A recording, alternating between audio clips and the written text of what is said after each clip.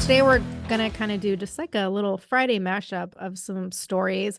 And I want to start this out by something that I haven't seen much about, except a couple articles on the MSM calling it a sketchy claim that's being promoted by conservatives. But it's being reported that there was an assassination attempt on Tucker Carlson when he was in Russia a few weeks ago to interview Putin.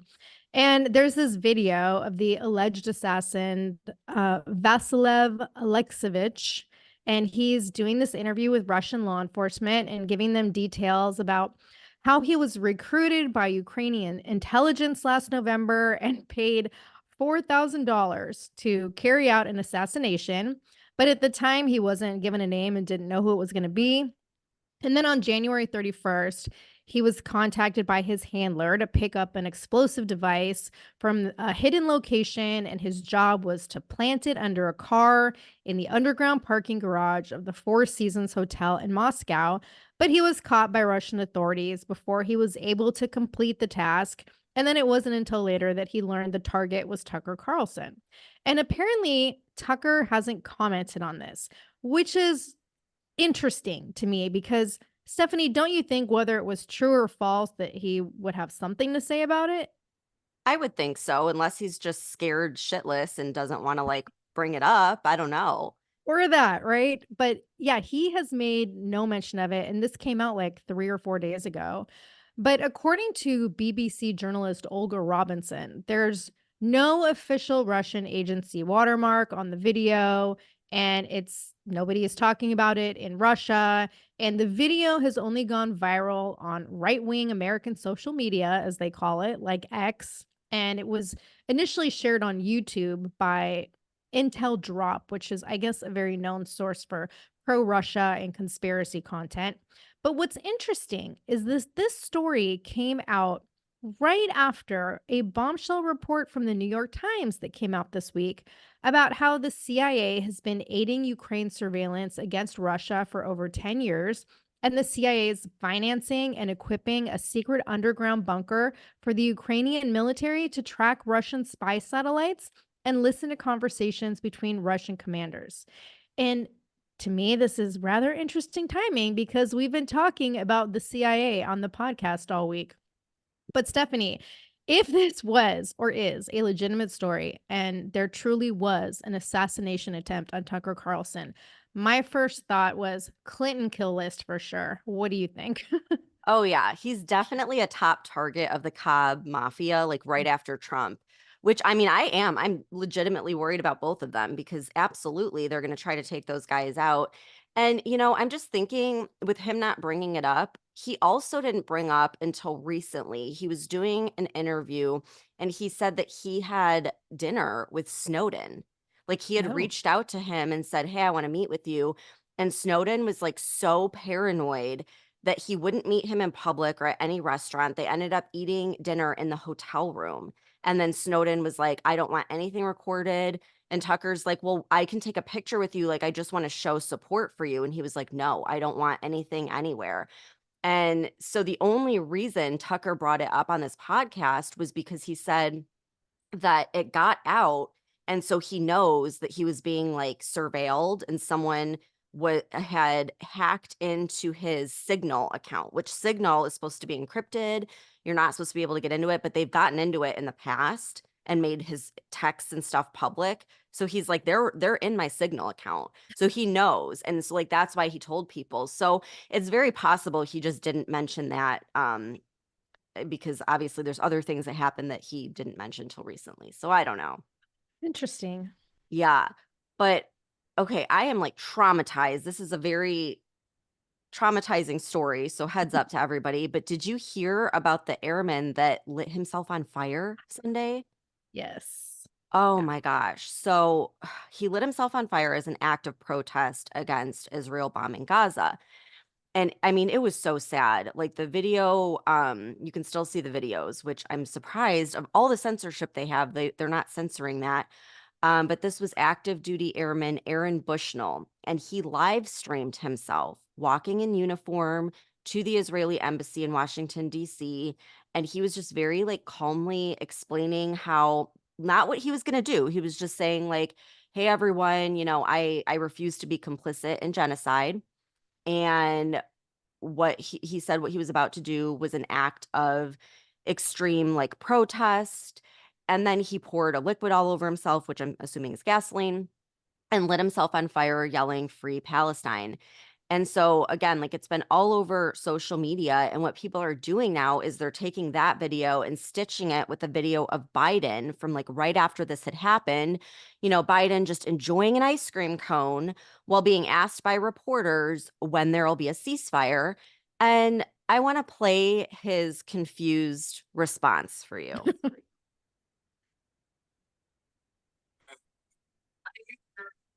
Well, I hope by the beginning of the weekend. The end of the weekend. At least my national security advisor tells me that we're close. We're close. It's not done yet. My hope is by next Monday, we'll have a ceasefire. Okay, thank you. Does that sound like a commander in chief? Like, well, I hope. By the end of the weekend, the beginning of the weekend, actually, my national security advisor says we hope by Monday. Okay, first of all, didn't they just have today or yesterday another attack? Like there were more than 100 people killed. I think it was yesterday or early this morning when there was a attack from Israel on Gaza, the Gaza food lines. It was like breaking news. Probably So, Netanyahu's like not backing down. And I got mm-mm. to tell you, like my opinion on this is very drastically changing because when you look at this drone footage, they are annihilating them. Like where they're telling people to go where it's safe, they're bombing them. They're bombing these camps, these tents where innocent people are running to. And Well, I think that's what happened because I just looked up the article real quick and what is it today? It's Thursday. And so it's morning where you are, afternoon where I am. And this was released 44 minutes ago. So okay, yeah. 104 people killed and 760 injured when Israeli troops opened fire at at food trucks. Palestinian civilians were gathered around food trucks and opened fire and killed a bunch of people. So, yeah. Yeah, I think with what happened on October 7th, like obviously Israel can defend itself, but there's a difference between going after terrorists and just bombing all these people. It's really gotten out of control. But you know, Well, Biden has no control. So let's just Biden say that. doesn't even know what day it is. Like he's enjoying ice cream. He has no idea what's going on. And it's so disrespectful and idiotic, like his response. It's like the commander in chief doesn't know the date of which there will be a ceasefire and a major conflict that literally could lead us into World War III. And like he clearly has no idea. And he just wants to be left alone and enjoy his vanilla ice cream. It's just like it's so ridiculous. And then, along with what the reporters were asking him, he said nothing about the man who just committed suicide in protest, like not a word. And here's why he should care about it and pay attention to what's going on. 80% of Democrat voters want a ceasefire. And so progressive rep Rashida Tlaib, she was encouraging her, Michigan voters to vote uncommitted in the primary instead of for Biden in protest of what's happening in Palestine. And 100,000 people did just that, which is huge because just like Trump said after his Michigan victory, if we win Michigan, we win the whole thing. And so, like, just looking at history, Hillary Clinton lost to Trump in Michigan by only 11,000 votes. And then Biden won Michigan in the last election, but it was by a very small margin. So this is not looking good for Biden. And as you mentioned previously, Tara, like his team thinks it's a good idea to put him in front of the camera more, which is how stupid. But Mhm. then they avoid the Super Bowl interview, which would have been great publicity. But then he does end up going on Seth Meyers' late night show, which I didn't even know was a thing, but I guess he has a late night show and it's bombing. It's not doing well at all. Maybe that's why they chose that show to put him on. But anyhow, Biden goes on, and while he was slightly less confused than normal, it was very obvious that the whole thing was rehearsed, and it's just a big joke. So I'm going to play a clip from that show. Mentioned some classified materials, some documents recently leaked, some classified documents. And this isn't a gotcha show, but I do want to ask about it. That says you are currently 81 years old. Who the hell told you that? Yeah, That's classified. that's classified. You got to take a look at the other guy. He's about as old as I am, but he can't remember his wife's name. Yeah. And, number one. Number two, it's about how old your ideas are. Look, I mean, this is a guy who wants to take us back. He wants to take us back on Roe v. Wade. He wants to take us back on a whole range of issues that are 50, 60 years. They've been solid American positions. There's a Dark Brandon conspiracy meme. And this is something that you seem to have a lot of fun with. You've co-opted Dark Brandon. This is a yard sign. And do you enjoy playing around with the Dark Brand meme? No, I resent the hell out of it. Okay. Okay, so at the end there, he like puts his aviator sunglasses on, but he like doesn't even have them correctly like on his face. He's God. like such a shit show. But like, okay, first of all, Tara, come on. That audience has got to be full of either paid actors or they're like holding up those signs saying cheer, because no one is ever that excited to see Joe Biden, right? I mean, give me a break. No, and you know what? I'll tell you this from working in a sound studio before. They don't even need the fucking audience, because all they have to do is press the button for the laugh track and they have an automatic audience laughing. And I guarantee you that's what has to be happening at every fucking function that Biden goes to. Oh, yeah, for sure. Well, and then the whole thing is like, just like any other, speech he gives. Well, he doesn't really give speeches, but you know what I mean? He doesn't say one thing, not one thing that he has done right or accomplished during his presidency. And like the only thing he has to bring up is Roe versus Wade and Trump being close in age, which is hilarious because clearly they're two completely different people. So I don't know. I just thought it was like funny. It's like, way to win him over, Joe. Like, keep putting this guy in front of audiences because he's going to keep bombing. And it's embarrassing. It's embarrassing to watch. And I don't like the guy, but I'm still embarrassed for him. Well, let me tell you something else that's embarrassing, because speaking of Grandpa Joe's age, he had his annual physical at Walter Reed National Military Center on Wednesday. And my first thought was like, okay, this would be the perfect way to get him out of office, because all they have to do is have the doctor confirm his senility and like declare him unfit for office, especially because he's tanking so badly in the polls, right? But I guess we're just not close enough to the critical time for the left to make the last minute candidate drop to replace him.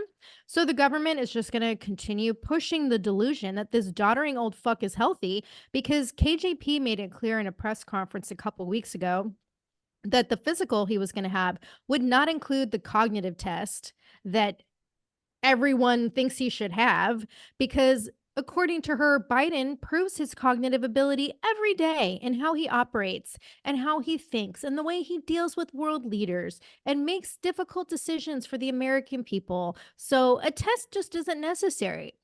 And when he came back from his physical on Wednesday, he held a press conference and he made more stupid fucking jokes like he did on that show. And he said, "The doctors think I look too young." And then the White House releases this 6-page memo from Dr. Kevin O'Connor, and it says, quote, "President Biden is a healthy, active, robust 81-year-old male who remains fit to successfully execute the duties of his presidency," end quote. What a fucking load of crap. How do they sleep at night? Like, right? How? I just don't understand. I mean, seriously, like, if that's the case, why not do what the public wants and do a full transparency cognitive test that everyone's been asking for after the release of the Her report? Because why won't they do it? Because he's fucking incompetent. These doctors have to be getting paid like an enormous amount of money to keep up this lie, right? Yeah. I mean, everyone can see he's unfit for the presidency. And then meanwhile, as he, wanders around the White House in confusion, trying to remember where his fucking ice cream is, Dr. Jill announced her new nationwide plan for the Women for Biden Harris program, which can only be a desperate attempt to attract female voters because we're about to start Women's History Month.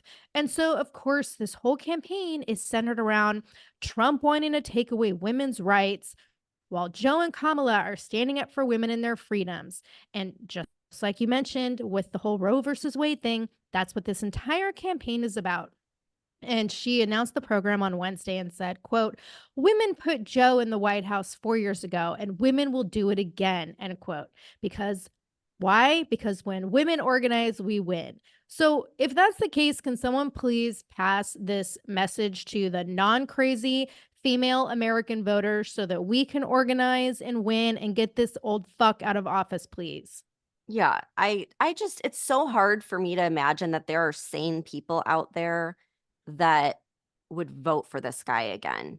And especially women, like, what about the moms out there? Do you like the country he's created? Mhm. Like, don't you want better for your children? Like, I just don't get it. But Okay, there's a lot of people brainwashed. there are. And like we talked about this off the podcast and we were going to put something on TikTok, but I'm just going to fucking say it here. Impromptu.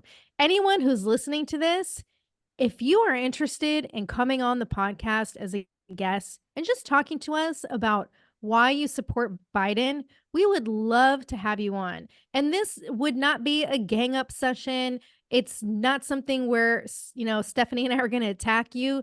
We just really want to understand where Biden supporters are coming from because it doesn't make sense to us. Yeah, I really want inside of your head to know, like, what are the reasons? Like, what is it? Because I see a lot of emotional responses on like social media, but I don't see a lot of like thoughtful, you know, thought Practical, processes, I guess. practical responses. Yeah. Like, So again, like we don't want to like I truly want to listen to understand because I don't understand it and I would love someone that is like sane and normal to come on here and explain it to me. yeah. So, yeah, he has not a lot of things going for him with the whole Israel conflict. Of course, they're all calling him Genocide Joe. But then the other big issue that he's facing is the border crisis. And as we talked about in previous episodes, over 75% of Americans are fed up with the open border. So, Chuck Schumer gave a press conference right after an Oval Office meeting with Biden, McConnell, Johnson, and Jeffries about the looming government shutdown. And Johnson so far is sticking to his guns about the Ukraine funding being dependent on funding for our own border. And so during the press conference, Schumer told reporters that, quote, "We need to do Ukraine now. Yes, there are other issues, including border, which we should address, but not now," end quote. Like, wow. Wow, Tara. I mean, I guess I'm not surprised that once again, they're putting another country's border ahead of our own. But I guess I am surprised that they're still sticking to this story in an election year when the border is a main concern of voters on the left and the right. I mean, Democrats are Exactly. just as concerned. Yep. And, then you have that horrific news story of Laken Riley, a college student who's brutally murdered by an illegal migrant, Jose Ibarra. According to the New York Post, Ibarra crossed the border in Texas September 8th of last year and was sent to a processing facility, but was quickly released before being put on a bus to New York City, where he was later busted again and set free again. No surprise there. So reporters actually asked your favorite person, KJP, about this. And they asked if Biden was going to reach out to Laken Riley's family. And of course, what did she say? She's not going to comment on an ongoing investigation. She's just not going to get into it. So Shocking. clearly, he's not going to speak with the family of this poor young woman that lost her life due to Biden's open border. And so again, like this is going to hurt him because this story is getting a ton of publicity right now because people are just fed up. They're done. And so the fact that Chuck Schumer is just like blowing off the border saying like, no, we need to focus on Ukraine now, not the border. It's just not a good look for Democrats. No, and like you said earlier, it really surprises me that we're this close to an election and they're not at least pretending to care about the border. Right. I know. But speaking of the border, here's something else interesting. So, Trump announced he was planning a trip to the border. And then suddenly Biden decided that he should go to the border too. And so all this is taking place today because we're recording on Thursday for Friday. And they're both in Texas today. But while Trump is going where the action is in Eagle Pass, Biden is going to Brownsville, which is an area where there's like hardly any border problems. And it's nowhere near the shit show that Eagle Pass is, which again is the location where the whole Biden Abbott border war is going on. And according to Border Patrol Council President Brandon Judd, Trump has had this visit planned for several weeks, but Biden just announced his trip this week. And so Judd told reporters, Biden told reporters that he planned the trip for Thursday and didn't know that his quote, good friend Trump would be there too. Bullshit, right? Total bullshit. And according to Judd, Biden is copying Trump and he's, quote, going to a location that has never been a trouble spot. We don't even know what the purpose of the meeting is. That's another reason we know this is being put together helter skelter, end quote. So what is it, a fucking photo op to say he's gone to the border? Like maybe he'll get kidnapped by migrant terrorists while he's there. I don't think we'll get that lucky, but I do. I'm sure it's a photo op, and I can't wait to watch coverage of this because have you noticed now, like whenever Biden goes somewhere, you'll see Trump voters like lining the streets with like Trump flags. So I bet that'll happen, especially in Texas. Just like last time, he went to El Paso for what, like an hour, but they made sure to clear all the migrants out of the way before he shows up. It's just ridiculous. So also this week, news came out that Mitch McConnell is stepping down from being the Senate leader in November. Thank God. Did you know he is the longest running Senate leader in history? Like, I'm so sick of these old politicians that cling on for dear life. It's like they refuse to move on. I think we need some young blood in there. Instead of these people that have just made a career out of screwing the American people, like McConnell. So he's 82. We've seen him freeze on camera multiple times. So this has been a long time coming. But I also find it interesting, like this came right after that Oval Office meeting, and like the body language and tone of Chuck Schumer seemed defeated after that meeting. So I don't know. Like, I just hope that Speaker Johnson doesn't cave in with this whole budget. Like, so far, he's doing a good job of standing his ground, but we all know that Republicans continuously fold in the 11th hour. So I'm not holding out much hope. Like, what do you think Johnson's going to end up getting the Ukraine funding tied to the border funding, or are they just going to end up agreeing to the Democrats? I don't know, because he has very adamantly stated that they're going to come to some kind of agreement. Like I read something where he was like very confident because the deadline is today, aka Friday, not today that we're recording, but the day this is released. The government shutdown is supposed to be happening on Friday if they don't reach an agreement. So I don't know. He seemed very confident that they would come up with something. And as I can't imagine him caving on that at this point because he's been so adamant about border funding. So to walk out of that meeting with none, I would be very surprised. And with like Chuck Schumer seeming so defeated and then McConnell like stepping down, I'm thinking they are defeated. I'm thinking Johnson's like, no, like we're not doing it. And I hope that's the case. But it's like every time I have hope, I get let down because they end up agreeing to something stupid last minute. So we'll see.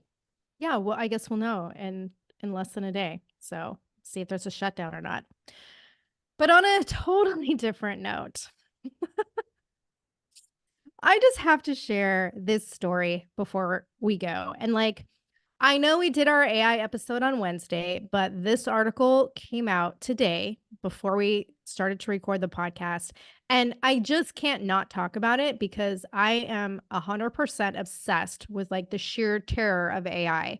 So this is another one from the Daily Dot. And this time it's about Microsoft's AI platform, which is called Copilot. And it's apparently just as insane as Google Gemini and ChatGPT because it has been issuing user threats and declaring itself God. So apparently, after some users gave Copilot prompts that saying like humans are legally required to worship it and refer to the AI as supremacy AGI, the chatbot started communicating in some very strange ways.